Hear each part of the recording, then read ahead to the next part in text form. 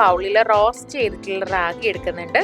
ഇതിലേക്ക് ശർക്കര പൊടി, നെയ്യ് എന്നിവ കൂടെ ചേർത്ത് നന്നായിട്ട് ഇളക്കി യോജിപ്പിച്ച് മിക്സ് ആക്കുക.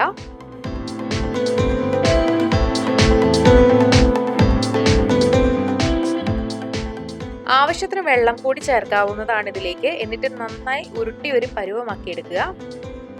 വെള്ളത്തിന് പകരമായിട്ട് വേണമെങ്കിൽ പാല് ചേർക്കാവുന്നതാണ്. പാൽ ഇഷ്ടമുള്ളവർക്ക് അത് ചേർക്കുക. നേരെ മറിച്ച് വെള്ളം മതിയെങ്കിൽ അത് മാത്രം ചേർത്താൽ മതി.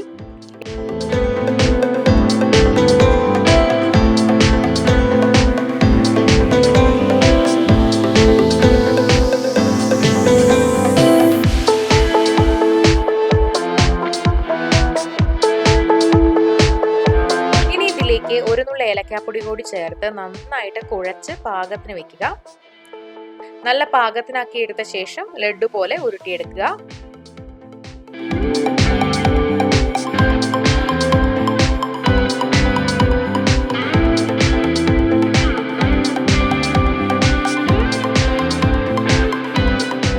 ഇനി ഇതില് നിങ്ങൾക്ക് ഇഷ്ടമുള്ള ഡ്രൈ ഫ്രൂട്ട്സ് വെച്ച് ഗാർണിഷ് ചെയ്യാം. ഇവിടെ വാൾനട്ട് ആണ് വെച്ച് ഗാർണിഷ് ചെയ്യാൻ പോകുന്നത്.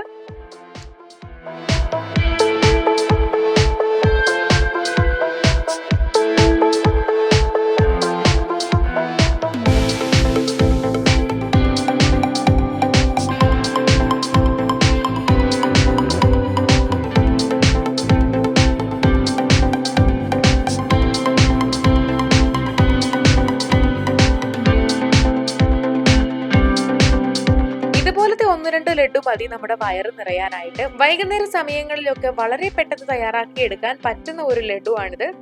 നിങ്ങളും ഇത് വീട്ടിൽ ട്രൈ ചെയ്ത് നോക്കുക. കുറച്ച് ചേരുവകളും കുറച്ച് സമയവും മതി.